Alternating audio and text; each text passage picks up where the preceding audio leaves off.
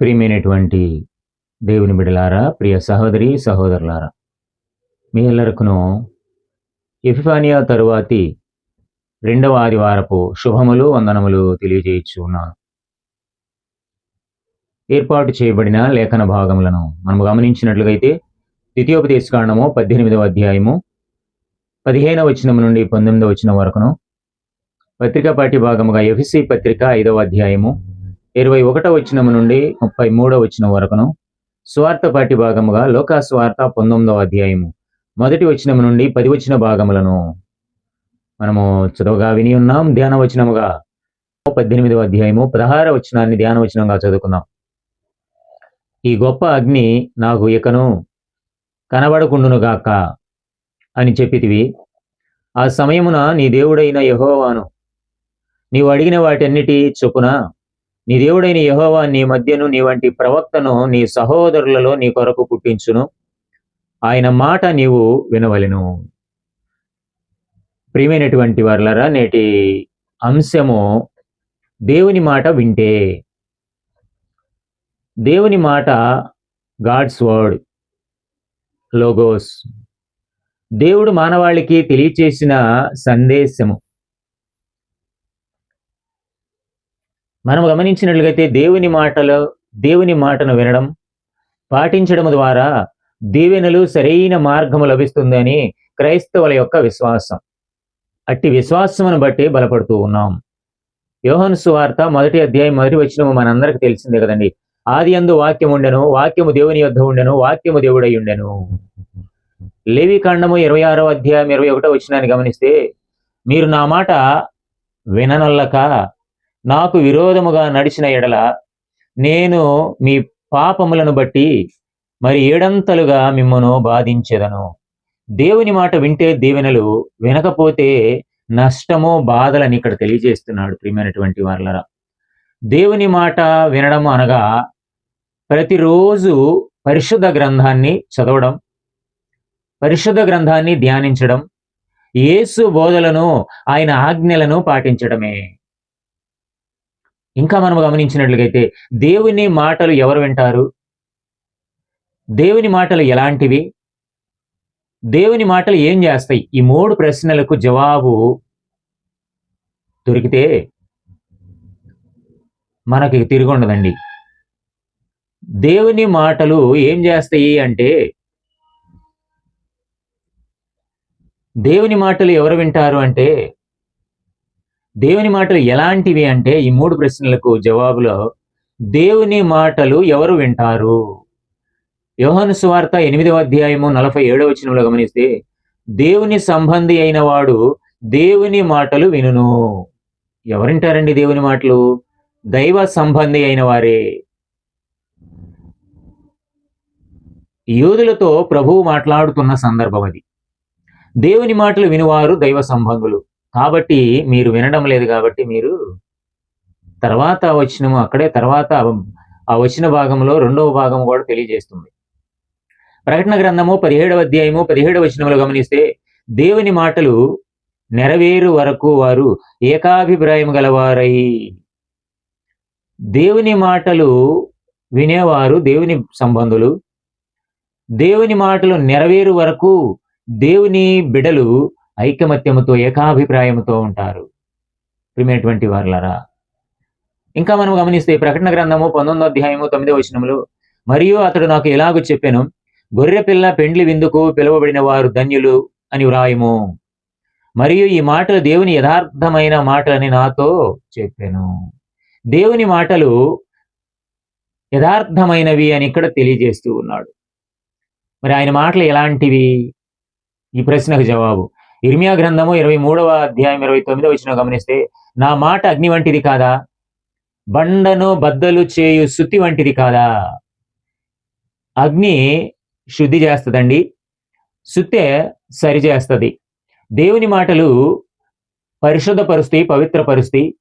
దేవుని మాటలు సుత్తి వలె సరిచేస్తాయి, సరైన మార్గంలో పెడతాయి, పరిశుద్ధపరుస్తాయి, సరైన మార్గంలో పెడతాయి. ఇంకా అంతకన్నా ఏం కావాలి? మలాకీ గ్రంథము 3వ అధ్యాయం 2వ వచనంలో గమనిస్తే, అయితే ఆయన వచ్చు దినము ఎవరు సహింపగలరు, ఆయన అగుపడగా ఎవరు ఓర్వగలరు, ఆయన కంసాలి అగ్ని వంటివాడు, చాకలివాని సబు వంటివాడు. కంసాలి అగ్ని ఉపకరణాలలో ఉన్న మలినాన్ని తీసివేసి ఒక చక్కని ఆకారాన్ని అందిస్తుంది. అలానే చాకలివాని సబ్బు మంచి తెల్లని వస్త్రాలుగా శుభ్రపరిచేదిగా ఉంటూ ఉన్నది. దేవుని మాటలు కూడా ప్రియమైనటువంటి వాళ్ళరా కంసాలి అగ్ని వలె శుద్ధి చేస్తాయి, చాకలివాని సబ్బు వలె శుభ్రపరుస్తాయి. హృదయాన్ని శుద్ధి చేసుకోవటమే, హృదయ శుద్ధే దేవునికి ఇష్టం. ప్రియమైనటువంటి వాళ్ళ ఆయన మాటలు ఏం చేస్తాయి?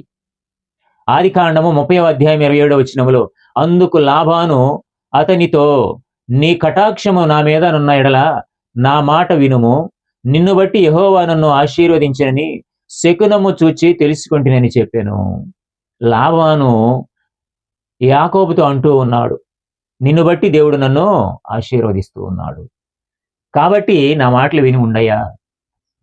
దేవుని బిడ్డల మాటలు ఎవరైతే వింటారో వారు ఆశీర్వదింపబడతారు.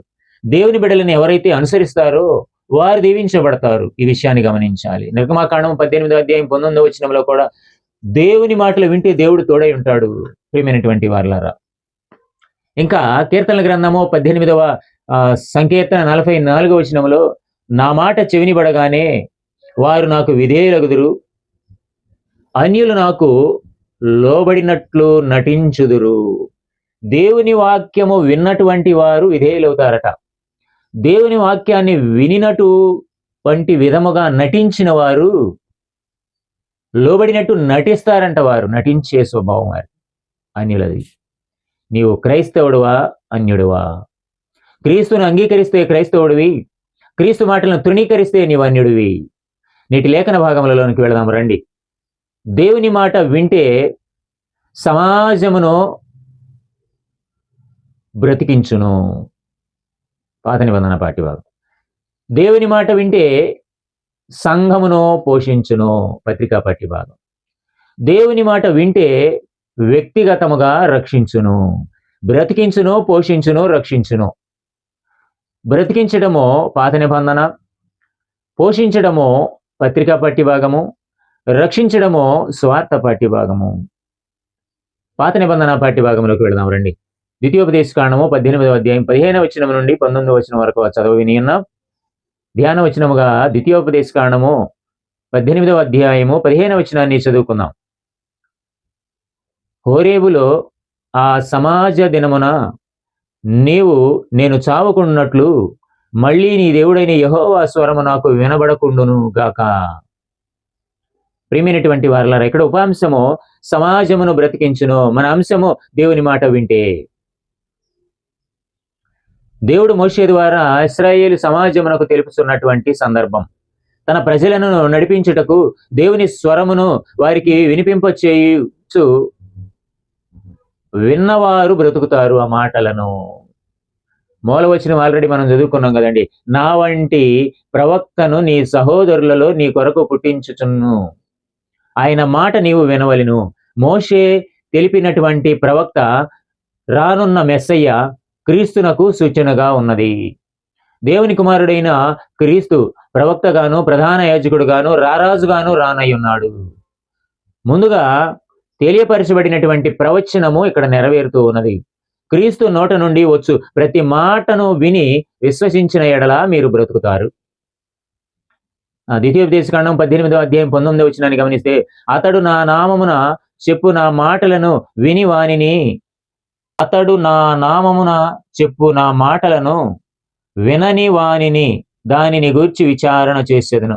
నా నామమున అబద్ధ ప్రవక్తలు వస్తారు, వారి మాటలు మీరు వినవద్దు, వారిని గురించి విచారణ చేయుదును, నేను చేస్తాను, వారిని విడిచిపెట్టను.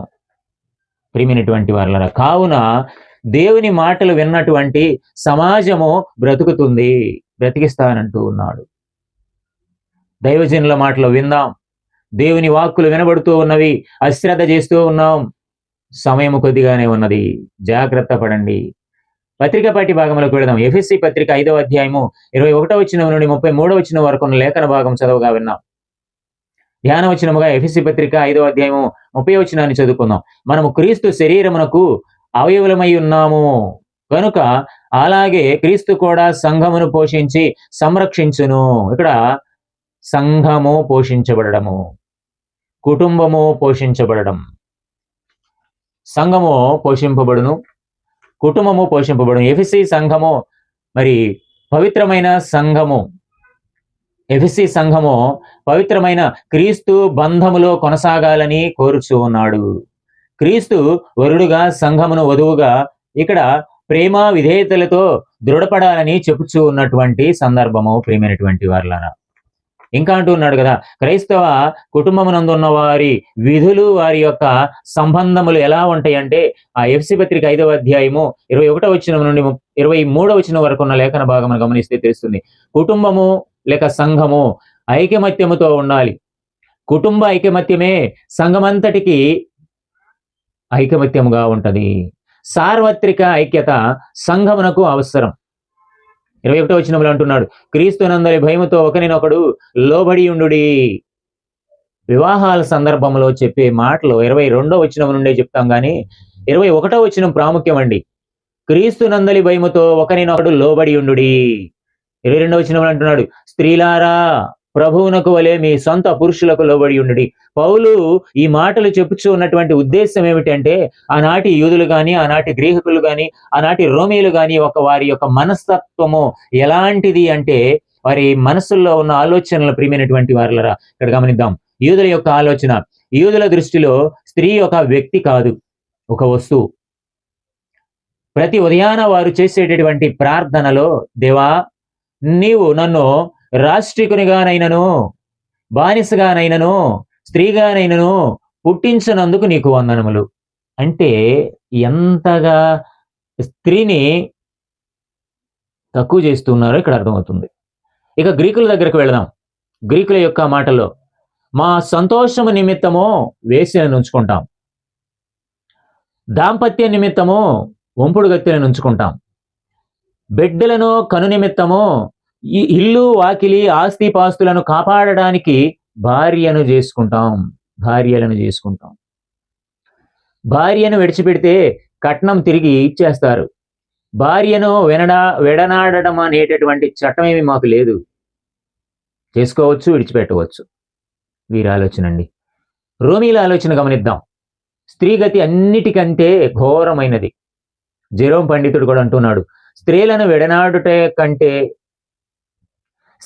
విడనాడుటకే పెండ్లి చేసుకుంటారు, విడిచిపెట్టిన స్త్రీని మరొకరు పెండ్లి చేసుకోవచ్చు. ఇది అమెరికన్ స్టైల్. ఇష్టం ఉంటే కాపురం చేయటం, లేకపోతే లేదు. భార్యాభర్తలు ఇరువురు యథార్థ ప్రవర్తన కలిగి నమ్మకస్తులుగా పవిత్రులుగా ఉంటూ వర్ధిల్లండి అంటూ ఉన్నాడు. ఆ 22వ వచనంలో, స్త్రీలారా ప్రభువునకు వలె మీ సొంత పురుషులకు లోబడి ఉండుడి. భార్య లోబడవలసిందే. క్రీస్తు సంఘమునకు శిరసై ఉన్నాడు కాబట్టి సంఘము క్రీస్తుకు లోబడాలి. భార్య బానిస కాదు, జీవము కృపావరమై ఉన్నది. 25వ వచనంలో అంటున్నాడు కదా, క్రీస్తు సంఘమునకు శిరసై ఉన్నలాగున పురుషుడు భార్యకు శిరసై ఉన్నాడు, క్రీస్తే శరీరమునకు రక్షకుడై ఉన్నాడు. క్రైస్తవ వివాహము విడువబడలేనంతగా, వాత్సల్యత చూపునంతగా, హత్తుకొని ఉండునంతగా ముడివేయబడినది. అందుకే భర్త ప్రేమించాలి, భార్య విధేయత చూపించాలి. వీరిరువురికి ఏం పేరు పెట్టుకున్నామో తెలుసా మనం? ప్రేమయ్య ప్రేమించేవాడు, విధేయతమ్మ విధేయత చూపించే భార్య. ప్రేమయ్య విధేయతమ్మ. అలా క్రైస్తవులముగా జీవిద్దాం. స్వార్థ పాఠ్య భాగంలోకి వెళదాం. లోకాసు సువార్త 19వ అధ్యాయము 1వ వచనం నుండి 10వ వచనం వరకు గమనించినట్లయితే, మనము ధ్యాన వచనముగా లోకాసు సువార్త 19వ అధ్యాయం 10వ వచనాన్ని చదువుకుందాం. నశించిన దానిని వెతికి రక్షించుటకు మనుష్య కుమారుడు వచ్చెనని అతనితో చెప్పాను. ఉపాంశము వ్యక్తిగతముగా రక్షించును. దేవుని మాటలు వింటే యేసు పాపిగానున్న జక్కయ్య జీవితాన్ని ఎలా రక్షించాడో తెలియజేస్తున్నటువంటి సందర్భము. జక్కయ్యను గురించి లోకా స్వార్థికుడు మాత్రమే వ్రాశాడు. సిలువ వేయుటకు ముందు వారములో జరిగిన సంఘటనని మనం గమనించాలి. రోమీయులు పాలస్తీనాను పాలించే కాలం అది. యేసు ఎరుకో గుండా యెరూషలేమునకు వస్తూ ఉన్నాడు. లూకా సువార్త 19వ అధ్యాయము మొదటి వచనాన్ని గమనించినట్లయితే, ఆయన సంచరించుచు యెరికో పట్టణంలో ప్రవేశించి, యెరికో పట్టణము ఇది పురాతనమైన పట్టణం అండి. తాటి చెట్లు నగరం అని పేరు దీనికి. సముద్ర మట్టానికి 800 అడుగులు లోతు ఉండేది. యెరికో అనే పేరుకు అర్థము సువాసన గల పట్టణం అని అర్థము. యెహోషువ గ్రంథము 6వ అధ్యాయం 26వ వచనంలోకి వెళితే, ఆ కాలమున యెహోషువ జనుల చేత శపథము చేయించి వారికి ఇలాగ ఆజ్ఞాపించెను. ఎవడు యెరికో పట్టణమును కట్టించపూనుకొనునో వాడు యెహోవా దృష్టికి శాపగ్రస్తుడగును. వాడు దాని పునాది వేయగా వాని జ్యేష్ఠ కుమారుడు చచ్చును. దాని తలంపులను నిలువెత్తగా వానికి కనిష్ట కుమారుడు చచ్చును. యెరికో పట్టణము శపితమైనది, అందుకే మీరు ఆ పట్టణాన్ని ముట్టవద్దు. యెరికో పట్టణపు ద్వారములను తెరవవద్దు, శపితమైనది అని హెచ్చరిక చేస్తూ ఉన్నాడు.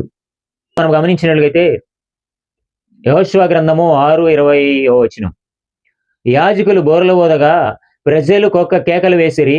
ఆ బోరాలు ధ్వని వినినప్పుడు ప్రజలు ఆర్భాటముగా కేకలు వేయగా ప్రాకారము కూలెను. ప్రజలందరూ తమ ఎదుటికి చక్కగా పట్టణ ప్రాకారము ఎక్కి పట్టణమును పట్టుకొనిరి. అందులోనివి బంగారము, వెండి, ఇత్తడి, ఇనుము పాత్రలు మాత్రము యెహోవా ప్రతిష్ఠితములు. తక్కిన వాటిని మీ పట్టణములోకి తీసుకుని రావద్దు, అక్కడే కాల్చివేయండి. యెరికో గోడలు ఎవరు కూర్చారు? సండే స్కూల్లో ఒక కథ చెప్తామండి, అది చెప్పండి అందరూ. 2వ వచనంలో, దాని గుండా పోవుచుండెను, ఇదిగో సుంకపు గుప్తదారుడును ధనవంతుడునైన జక్కయ్య అను పేరు గల ఒకడు. రోమా ప్రభుత్వపు పన్నులు వసూలు చేసేటటువంటి వాడు జక్కయ్య. అధిక పన్నులు వసూలు చేయడం ద్వారా చెడ్డవాడనే పేరు పడిపోయింది. ప్రజల చేత ద్వేషింపబడ్డవాడయ్యాడు. యూదుల దృష్టిలో పాపి. ఈ ముద్రేశారండి ఆయనకి. జక్కయ్య యొక్క పేరుకున్న అర్థము పవిత్రుడు, నిర్మలుడు. జక్కయ్య యొక్క స్థితి ఏమిటి అంటే సమాజపరంగా గౌరవం లేనివాడు, సుంకరి. భౌతికముగా పొట్టివాడు, మానసికంగా పాపభీతి గలవాడు, నైతిక విలువలు లేనివాడు, ధనం ఉన్ననో శాంతి సమాధానములు లేనివాడు, ఆధ్యాత్మిక రక్షణానుభవము లేనివాడు. ఇలాంటి వ్యక్తి దేవునిని చూడాలని ఆశపడుతూ ఉన్నాడండి. 3-4 వచనాలు గమనిస్తే, యేసును చూడాలని ఆశపడ్డాడు, తన తెలివితేటలతో మేడి చెట్టు ఎక్కాడు. 5వ వచనంలో, యేసు ఆ చోటికి వచ్చినప్పుడు కనులెత్తి చూచి, జక్కయ్యా త్వరగా దిగుమో, నేడు నేను నీ ఇంట నుండవలసినదని అతనితో చెప్పగా. దేవుడు హృదయాలను చూసే దేవుడండి. ఆశగల ప్రాణమును తృప్తిపరిచే దేవుడు. పాపి దగ్గరకు వెళుతున్నాడని శనుగుకొనిరి. జక్కయ్యను పిలిచి పాపిని రక్షించడానికి ఆయన లోకానికి వచ్చానని తెలియజేస్తూ రక్షిస్తూ ఉంటే వీరేమో సణుక్కుంటున్నారండి. జక్కయ్య యొక్క తీర్మానం 8వ వచనంలో మనం చూడగలుగుతాం. ప్రియమైనటువంటి వారలారా, నా ఆస్తిలో సగభాగము బేదలకిస్తాను, అన్యాయముగా తీసుకుంటే 4వ వంతు చెల్లిస్తాను. ఎందుకు 4వ వంతు అంటున్నాడు? 3వ వంతు ఇవ్వచ్చు కదా, తండ్రి కుమార పరిశుద్ధాత్మ. 7వ వంతు ఇవ్వచ్చు కదా. ఎందుకు 4వ వంతు అంటే పాత నిబంధన గ్రంథము నిర్గమాకాండము 22వ అధ్యాయం 1వ వచనంలోకి వెళదాం. ఒకడు ఎద్దునైనను గొర్రెనైనను దొంగిలించి దానిని అమ్మినను చంపినను ఆ ఎద్దుకు ప్రతిగా 5 ఎద్దులను, ఆ గొర్రెకు ప్రతిగా 4 గొర్రెలను ఇవ్వవలెను. ఇదండి. కాబట్టి ఒక గొర్రెకు బదులు 4 గొర్రెలు. మనకు దావీదు విషయంలో తెలుసు. నాతాను ప్రవక్త వచ్చి దావీదుని అడుగుతున్నాడు, ఒక పేదవానికి ఒకటే గొర్రె ఉన్నది, దాన్ని ప్రేమిస్తున్నాడు, దాన్ని కౌగిలించుకుంటున్నాడు, దాని నోట్లో ఆహారం పెడుతూ ఉన్నాడు, చక్కగా పోషించుకుంటున్నాడు. మరొక ధనవంతుడు ఉన్నాడు, ఆయనకి అనేకమైన గొర్రెలు ఉన్నవి. అయితే ఈ పేదవాని గొర్రె మీద కనుబడింది, ఆశించాడు, దొంగిలించాడు అంటే దానికి తీర్పుగా దావీదు భక్తుడే చెప్తున్నాడు, రాజుగారు 1కి 4 వంతులు చెల్లించాలి. దావీదు కుటుంబంలో 4 వంతుల యొక్క శ్రమలు వచ్చినాయి. అట్లానే 1కి 4 చెల్లించాడు. ఆ విషయం మనం గమనించుకోవాలి ప్రియమైనటువంటి వాళ్ళ. ఇక్కడ కూడా అందుకే తెలియజేస్తున్నాడు, ఎద్దును దొంగిలిస్తే దాన్ని చంపితే 5వ వంతు భాగము చెల్లించాలి. అదే గొర్రెకు ప్రతిగా 4 వంతులు. జక్కయ్య ఇక్కడ అందుకే 4 వంతు నేను చెల్లిస్తాను అన్యాయముగా తీసుకుంటే దొంగిలించినట్లే కదండి మరి. సంఖ్యాకాండం 5వ అధ్యాయం 6-7 వచనాల్లో 5వ వంతు ధర్మశాస్త్ర సంబంధమైనదని, లోక పాపములు మోసుకొని పోవు దేవుని గొర్రెపిల్ల నూతన నిబంధనకు గుర్తుగా ప్రభువైన యేసుక్రీస్తు ఉన్నాడు కాబట్టి జక్కయ్య 4వ వంతు నేను చెల్లిస్తానంటూ ఉన్నాడు. యూదులు తాము అబ్రహాము సంతానమని, పరలోక రాజ్య వారసులమని అతిశయిస్తారు. పరిసయ్యులు శాస్త్రులు జక్కయ్యను సుంకరిగానే ఎంచారు. పాపభూయిష్టమైన జీవితం అది. లూకా సువార్త 19వ అధ్యాయం 9వ వచనంలో గమనించినట్లయితే, అందుకు యేసు ఇతడును అబ్రహాము కుమారుడే, ఎందుకనగా నేడు ఈ ఇంటికి రక్షణ వచ్చి ఉన్నది. ప్రియమైనటువంటి వాళ్ళరా, జక్కయ్య అనుభవాలను గమనిస్తే యేసును చేర్చుకున్నాడు. పాప గృహము అయిన జక్కయ్య ఇంటిలోనికి యేసు ప్రవేశించిన వెంటనే ఆ గృహం పునీతమైనది, పవిత్రమైనది.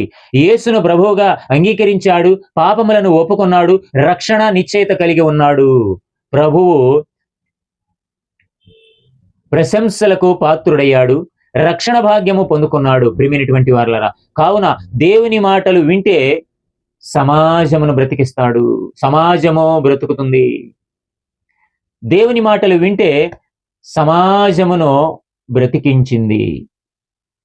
దేవుని మాటలు వింటే సంఘము పోషింపబడుతూ ఉన్నది, కుటుంబము పోషిస్తుంది. దేవుని మాట వింటే వ్యక్తిగత రక్షణ వస్తుంది, బ్రతికించింది, పోషిస్తూ ఉన్నది, రక్షిస్తూ ఉన్నది. కాబట్టి దేవుని మాటలు విందాం. అలాంటి కృపా సహాయము దేవుడు సిలువలో వేలాడుతున్నటువంటి ప్రభువైన యేసు క్రీస్తు ద్వారా మీ అందరినీ ఆత్మీయముగా బలపరిచి నిత్య జీవానికి వారసులుగా నడిపించి వాక్యము ద్వారా బలపరచునుగాక. ఆమేన్. సమస్త జ్ఞానముకు మించిన దేవుని సమాధానం మన ప్రభువైన యేసు క్రీస్తు వలన మీ హృదయములకు తలంపులకు కావలి ఉండునుగాక. ఆమేన్. ప్రభునందు ప్రియమైనటువంటి వారలరా, వీడియో మీరందరూ వినండి, లైక్ చేయండి, షేర్ చేయండి, సబ్స్క్రైబ్ చేయండి. మరొక వీడియోతో కలుసుకుందాం. అంతవరకు మీ అందరికీ వందనాలు. సెలవు తీసుకుందాం.